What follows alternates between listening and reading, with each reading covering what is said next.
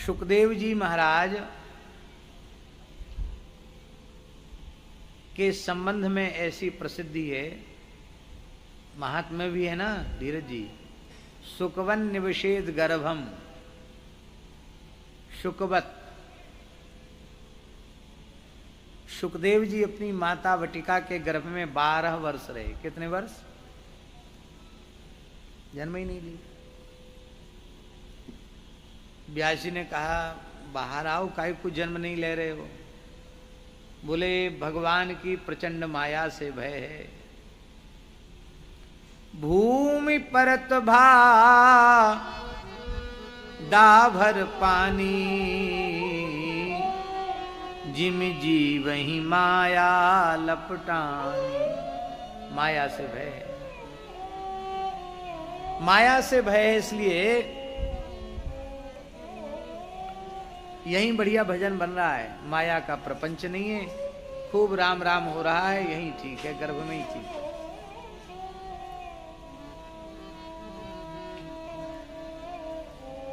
व्यास जी को बद्रीनाथ भगवान को बुलाना पड़ा। भगवान बोले तुम्हारी वाणी सुनकर लोग माया मुक्त हो जाएंगे, तुम क्यों माया से घबरा रहे हो, जन्म लो। तो बैसाख अमावस्या को सुखदेव जी प्रकट हुए और प्रकट होते ही चले गए जंगल में। माता पिता की ओर भी नहीं देखा, जन्मते ही 16 वर्ष के हो गए। एक तो माया से इतना डरते हैं, कोई महान संत हैं, महान भक्त हैं, और दूसरे भक्त हैं महर्षि मार्कंडेय जी। 6 मनवंतर तक तपस्या करते हैं, बहुत बड़ी बात है। 6 मनवंतर बीत जाते हैं तपस्या करते करते। उनके सामने 6 बार इंद्र बदल जाता है, आप सोचो। 6 बार सप्तर्षि बदल जाते हैं। 6 मनवंतर का काल बीत गया मार्कंडेय महर्षि को तपस्या करते करते। और जब भगवान प्रकट हुए, बोले महात्मन वरदान मांग लो। बोले हमने सुना है आपकी माया बड़ी प्रचंड है, पर हमें तो पतो ही ना है परी कि आपकी माया है कैसी। तो आपकी कृपा हो तो अपनी माया को दर्शन कराए दो। भगवान हंसवे लग गए। एक तो माया के भय से जन्म नहीं ले रहे हो, और एक कहे कि हमें माया को दर्शन कराओ। बोले ठीक है, माया दिख जाएगी।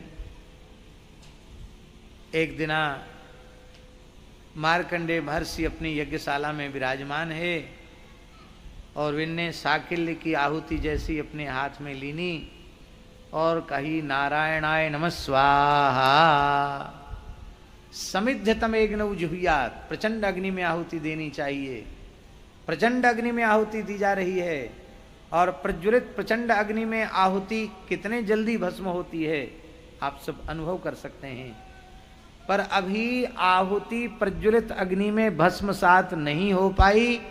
उसी के बीच के क्षण में मार्कंडेय जी को अनुभव हुआ कि हाथी की सूंड के जैसी मोटी मोटी धाराएं सैकड़ों वर्ष तक धरती पर गिरती रही। ओ पूरी भूरलोक, भुवरलोक, स्वर्गलोक तक सब जल ही जल, जल ही जल, जल ही जल, एकदम जलमग्न हो गया।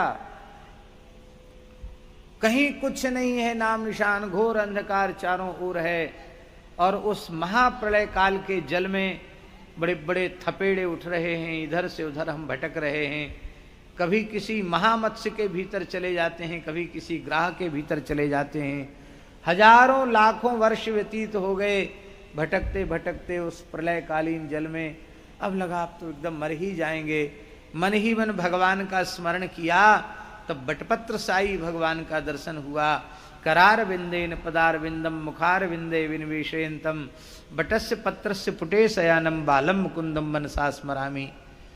भगवान बाल मुकुंद का दर्शन हुआ। अपने करार विंद से, अपने पादार विंद को अपने हस्तार विंद से पकड़ करके मुखार विंद में डाल रहे हैं, अंगुष्ठ को मुख में देकर चूस रहे हैं, सोच रहे हैं। इन्हीं से गंगा जी प्रकट हुई, यही जल भगवान शिव जी अपनी जटाओं में धारण करते हैं, इन्हीं चरणों का सब ध्यान करते हैं। सनकादिक सिद्ध इसी चरण के मकरंद को भृंग बन करके पान करते हैं।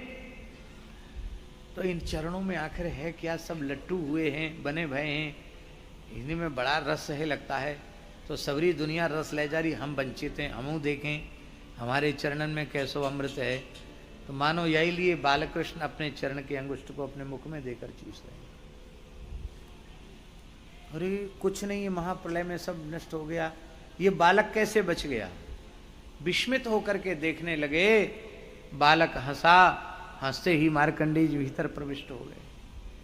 कितने ब्रह्मांड उधर में देखे, अपने आश्रम में भी हजारों वर्ष रहे, बाद में भगवान हंसे तो फिर बाहर आए तो क्या देखते हैं, हम तो अपने यज्ञशाला में अपने हवन कर्म की आसन पर बैठे हैं, होम कर्म कर रहे हैं, और नारायणाय नमः स्वाहा कहकर जो आहुति दी थी वो अभी भस्मसात नहीं हो पाई, इसके बीच में इतना अनुभव करा दिया ठाकुर जी ने। ऐसे हाँफ रहे थे, तब भगवान प्रकट हो गए। बोले और देखोगे बाबा जी माया? बोले बस महापूरन है गए, आपकी माया बड़ी विचित्र है। भक्तों के भाव अलग अलग होते हैं। बोलो भक्तवत्सल भगवान की। गुरु जी ने कहा, बेई आय कहें सब जिन ले दिखाए दई सागर में नाव को। जिन संतों की कृपा से तुम्हें यह दिव्य शक्ति प्राप्त हुई है, वे संत ही तुम्हारे ध्यान में प्रकट होकर अपने स्वरूप का, अपने चरित्र का, अपने महात्म्य का प्रकाश कर देंगे और तुम उसे लिपिबद्ध कर लेना। इसलिए भक्तमाल ग्रंथ के बारे में यह नहीं है कि अमुक का चरित्र क्यों नहीं लिखा, अमुक का क्यों लिखा। नाभाजी के जो ध्यान में आकर जिन्होंने दर्शन दिया उनका चरित्र लिखा, जिन्होंने आकर ध्यान में दर्शन नहीं दिया उनका चरित्र नहीं लिखा। नहीं तो भक्ति काल में, नाभाजी के काल में अनेक संत थे जिनका नाम लेना चाहिए था, लेकिन उनका नाम नहीं आया। उसका कारण यही है कि नाभाजी ने अपनी ओर से कुछ लिखा ही नहीं। वे तो ध्यानस्थ होकर बैठे हैं, जो जो भक्त उनके ध्यान में प्रकट होकर के अपने चरित्र का प्रकाश कर रहे हैं, उनका छप्पे छंद लिखते चले जा रहे हैं। तो नाभाजी ने अपने भक्तमाल ग्रंथ को पूर्ण किया, और जब नाभाजी ने अपनी लीला पूर्ण की और नाभाजी ने महाप्रयाण किया, महाप्रयाण के 100 वर्ष बाद उन्होंने वृंदावन के श्री चैतन्य महाप्रभु जी की परंपरा के राधा रमणीय वैष्णव संत श्री प्रियादास जी को प्रकट होकर दर्शन दिया। नाभाजी को अंतर्धान हुए 100 साल हो गए थे। 100 साल बाद प्रकट होकर नाभाजी ने प्रत्यक्ष, जैसे आप हमारे सामने विराजमान हैं, ऐसे प्रकट होकर नाभाजी ने दर्शन दिया और कहा, प्रियादास जी आप भक्तमाल की टीका लिखो। और सीता शरण जी, एक बड़ी विचित्र बात है, प्रियादास जी ब्रजवासी संत हैं, उनका गुरुद्वारा है श्री गोपाल भट्ट जी की परंपरा, लेकिन उन्होंने टीका ग्रंथ का लेखन भी रेवासा धाम में बैठकर किया। इसलिए भक्तमाल ग्रंथ का जो दिव्य प्रसाद है वे पूरे भारतवर्ष को, सनातनियों को रेवासा धाम से ही प्राप्त हुआ है। टीका भी वहीं लिखी गई, वहीं रहकर टीका लिखी है उन्होंने।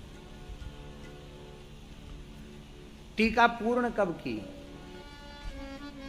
नाभाजी ने अपने भक्तमाल में कोई संबत नहीं लिखा कि हमने इस संबत में लिखा, इस संबत में पूरा किया, पर तुलसीदास जी ने अपना संबत लिख दिया, संबत 1631 करऊं कथा हरिपद्धर सीसा, वहां लिख दिया, इन्होंने नहीं लिखा। पर प्रियादास जी ने बहुत अच्छा कार्य हम लोगों के ऊपर उपकार करके किया कि उन्होंने भक्तमाल की टीका की पूर्णता का संवत लिख दिया भक्तमाल उपसंहार में। संबत प्रसिद्ध 10 7 7 69 संबत प्रसिद्ध 10 7 7 69 संबत प्रसिद्ध 10 7 7 69 फाल्गुन मास बली सप्तमी बिताई के। हाँ फाल्गुन मास बली सप्तमी बिताई के।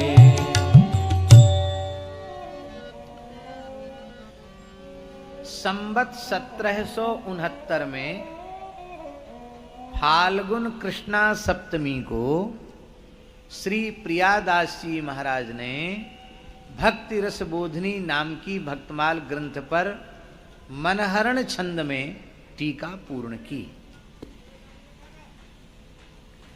अब ये बात पक्की हो गई कि भक्तमाल ग्रंथ की टीका 1769 में पूरी हुई। अब नाभाजी ने अपने तिरोभाव के 100 वर्ष बाद प्रियादास जी को दर्शन दिया, तो 1769 से 100 साल पीछे चले जाओ तो कितना हुआ? तो नाभाजी का तिरोभाव संवत सिद्ध हो जाएगा 1669।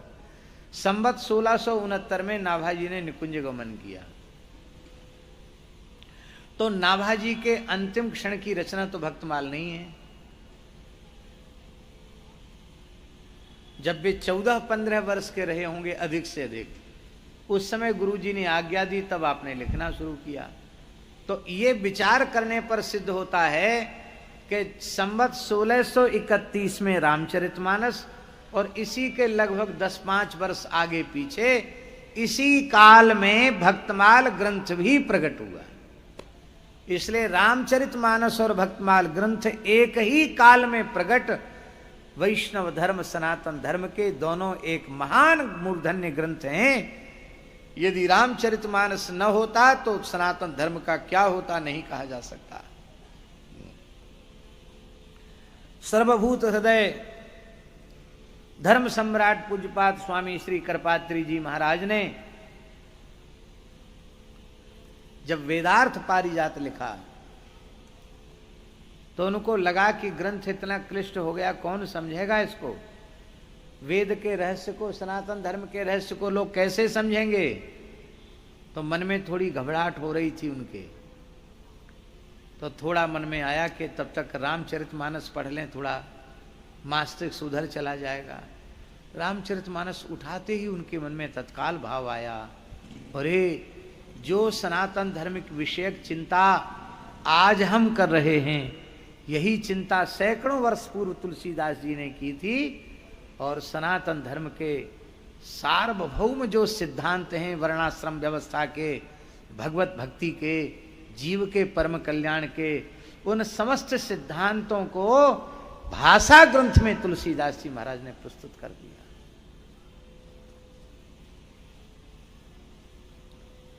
सनातन धर्म का रक्षक ग्रंथ है मानस। और भक्तमाल ग्रंथ, रामचरितमानस की तो ये उपादेयता है, और भक्तमाल ग्रंथ की क्या उपादेयता है?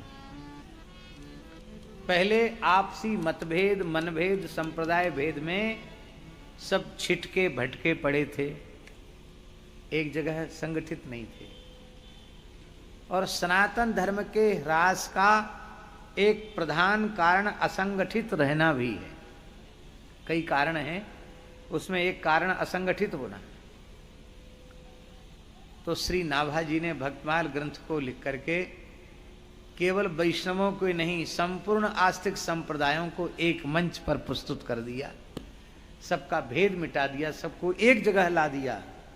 ये बहुत बड़ा काम नाभाजी के द्वारा। शंकराचार्य जी का चरित्र भी बड़े भावपूर्वक लिखा है। कलयुग धर्म पालक प्रकट आचार्य शंकर सुभट, आचार्य कहा उनको, सुभट कहा, धर्म पालक कहा।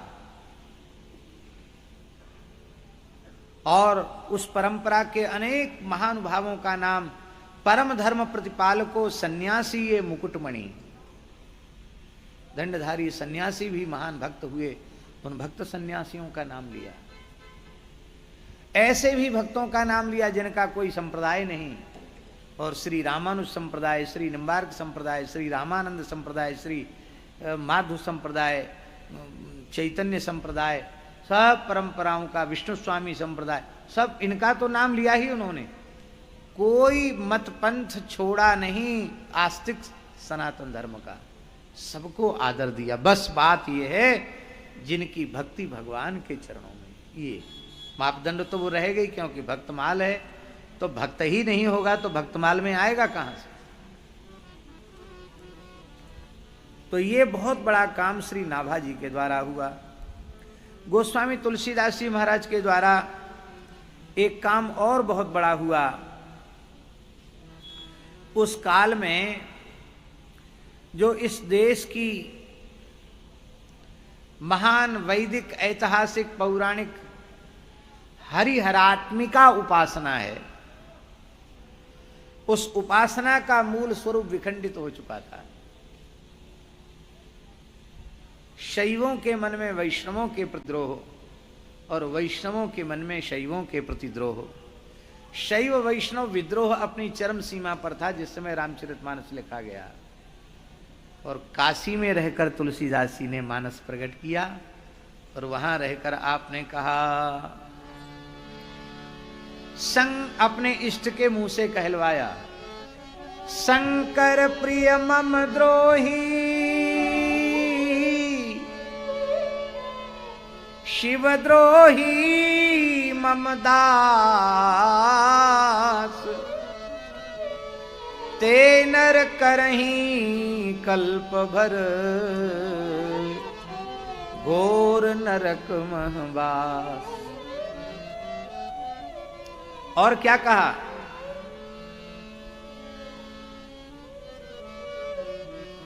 और एक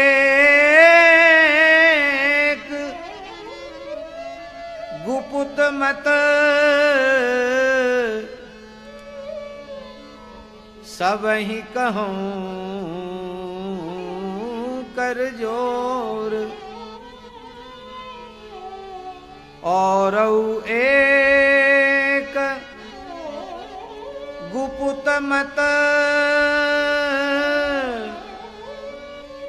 सब ही कहूं कर जोर, शंकर भजन बिना नर भगति न पावे मोर।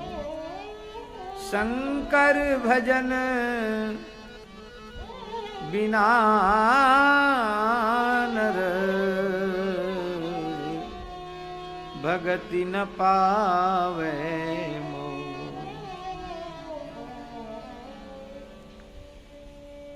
तो इस प्रकार से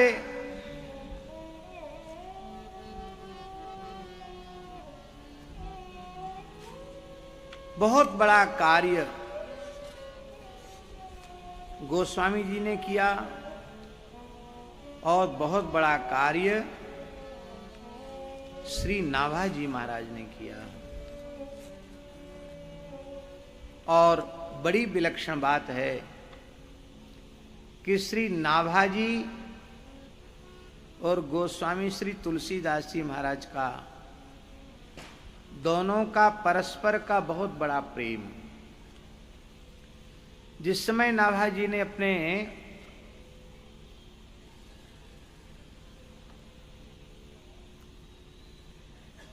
भक्तमाल ग्रंथ को पूर्ण किया,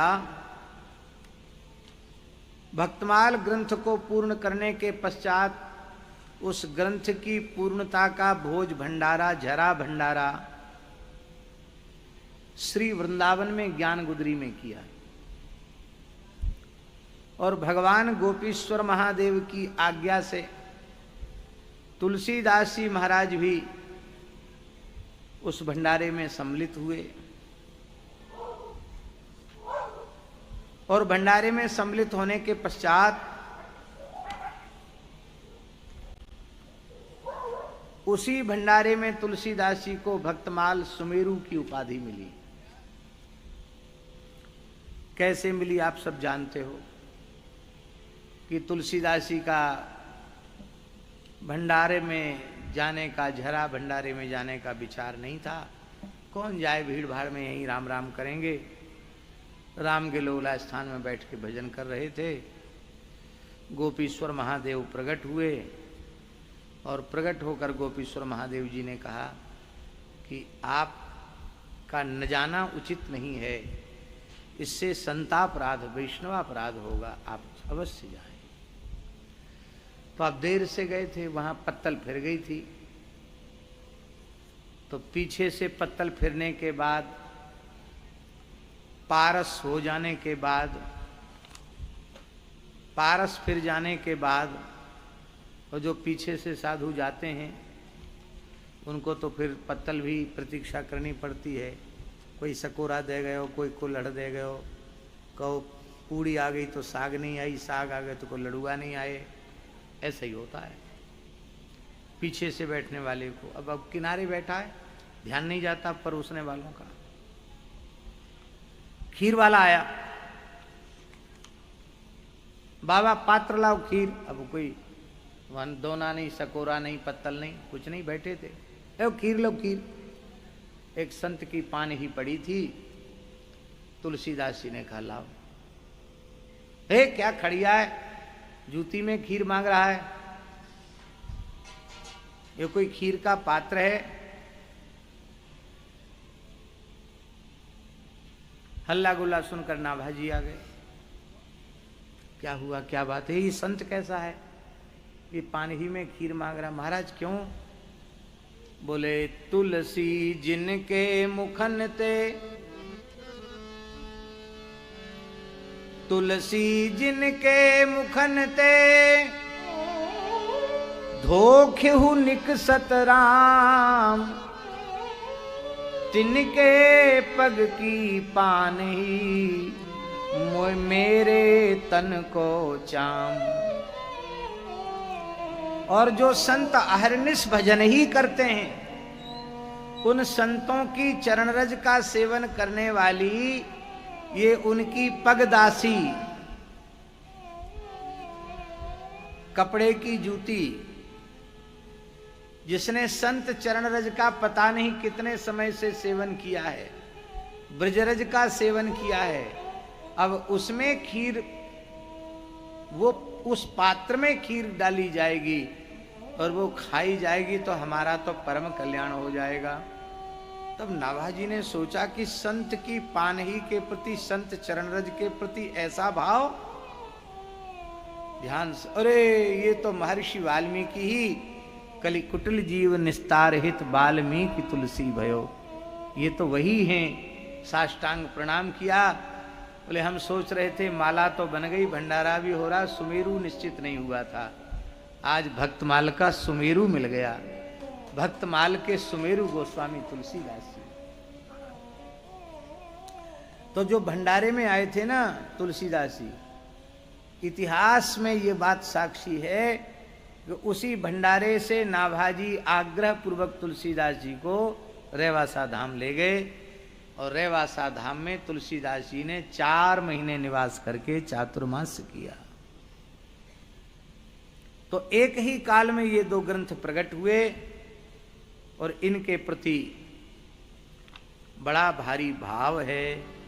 बोलो भक्तवत्सल भक्तवत्सल भगवान की जय।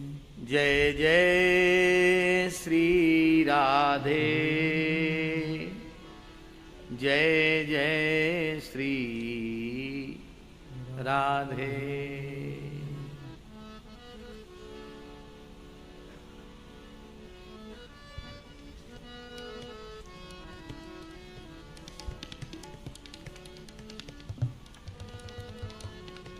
इस प्रकार से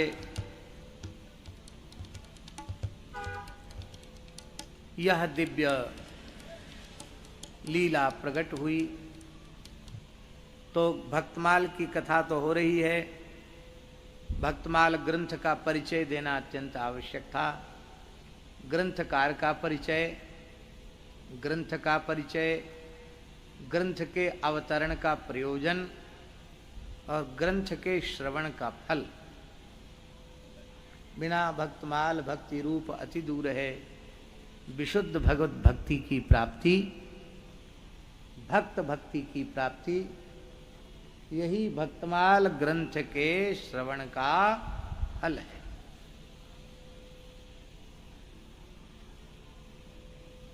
क्या फल है भक्तमाल श्रवण का? जो लो रहे दूर, रहे विमुखता पूर, जो लो रहे दूर, रहे विमुखता पूर, हियो होए चूर चूर, नेक श्रवण लगाए हैं, हियो होए चूर चूर, नेक श्रवण लगाए।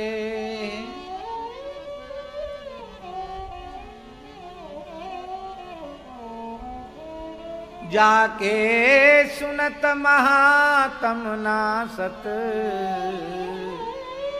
उर झलकत राधा नंदलाल, नमो नमो श्री भक्त सुमा।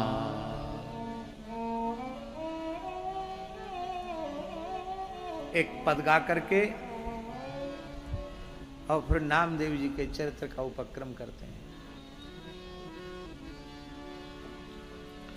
भक्तमाल ग्रंथ से अंतःकरण ऐसा बन जाता है कि हृदय ही श्री वृंदावन बन जाता है, हृदय ही चित्रकूट, हृदय ही अवध मिथिला बन जाता है और भगवान की रसमयी दिव्य लीलाएं प्रकट होने लग जाती हैं। उर झलकत राधा नंदलाल।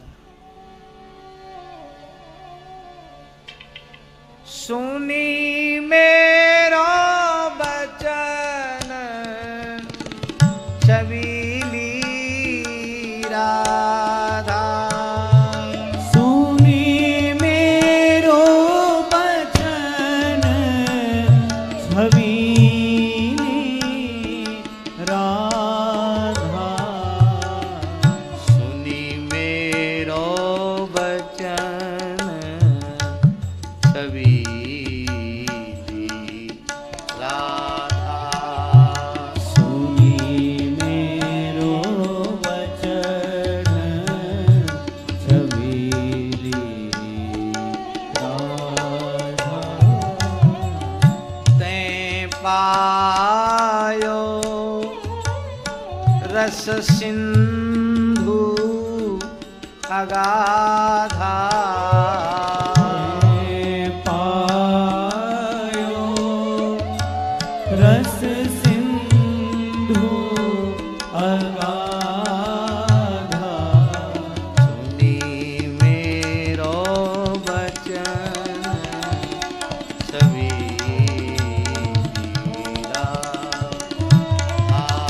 सुनी मेरो वचन छबीली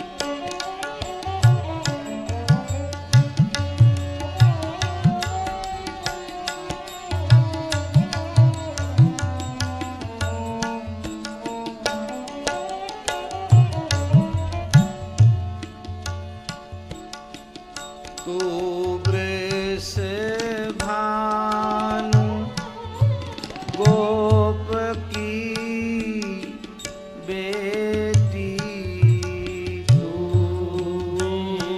वृषभानु गोप की बेटी मोहन लाल रसिक हंसी भेंटी मोहन लाल रसिक हंसी भेंटी सुनी मेरो बचन छवि राधा सुनी मेरो वचन रंगीली राधा जाहि बिरंची उमापति नाये जाहि बिरंची आड़े तापे ते बन फूल बिनाए तापे ते बन फूल सुनी मेरो बचन छबीली राधा सुनी मेरो वचन छबीली राधा जो रस नेति नेति श्रुति भाक्यो जो रस नेति नेति श्रुति भाग्यो ताको ते अधर सुधा रस चाख्यो आको ते अधर सुधा रस चाख्यो सुनी मेरो बचन छबीली राधा सुनी मेरो वचन छबीली राधा तेरा रूप कहत नहीं आवे तेरो रूप कहत नहीं आवे तेरा रूप कहत नहीं आवे तेरो रूप कहत नहीं आवे जय श्री हित हरिवंश कछुक जस गावे जय श्री हित हरिवंश कछुक जस गावे श्री हित हरिवंश कछुक जस गावे हित हरिवंश कछुक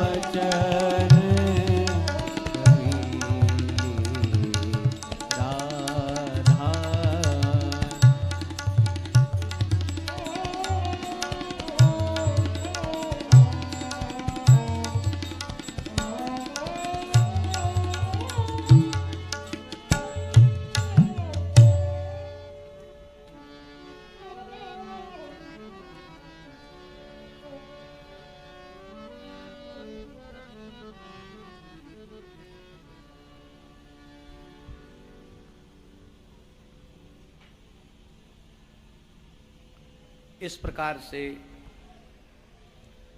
भक्तमाल ग्रंथ का यह आज एक प्रकार से इसकी भूमिका हुई।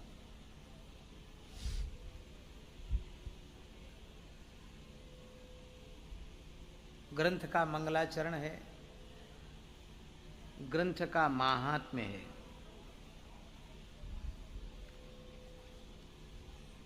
प्रत्येक ग्रंथ के महात्म्य को कहने सुनने की परंपरा है, क्योंकि महात्म्य श्रवण से श्रद्धा, श्रद्धा से विश्वास का दृढ़ होना, और श्रद्धा विश्वास के दृढ़ होने से ही वक्ता श्रोता दोनों को लाभ की प्राप्ति होती है। विश्वास और श्रद्धा कमजोर होगी तो कुछ नहीं मिलेगा। भक्तमाल के महात्म्य में 3 चरित्र हैं। एक चरित्र है प्रियादास जी के मित्र श्री गोवर्धन नाथ दास जी का। वो जमात घुमाते हुए, रामत करते हुए जयपुर पधारे, और उस समय जयपुर में गोविंद देव जी विराजमान हो चुके थे। कितना बजा समय, क्या हुआ? श्री गोविंद देव जी जयपुर में विराज रहे थे। श्री गोवर्धन नाथ दास जी भक्तमाल की बड़ी सरस कथा कहते थे। जयपुर वासियों ने आग्रह किया कि भक्त चरित्र के परम रसिक श्रोता श्री गोविंद देव जी हैं, राधा गोविंद देव जी, इनको कथा सुनाइए। सब प्रेमियों के आग्रह पर श्री गोवर्धन नाथ दास जी कथा सुनाने लगे। भक्तमाल की कथा ऐसी है धीरज जी, ये 2 दिन 4 दिन में पूरी होने वाली नहीं है। न तो ये सप्ताह कथा है, न नवाह कथा है, न पाक्षिक कथा है, न मासिक कथा है। इतना बृहद काय ग्रंथ है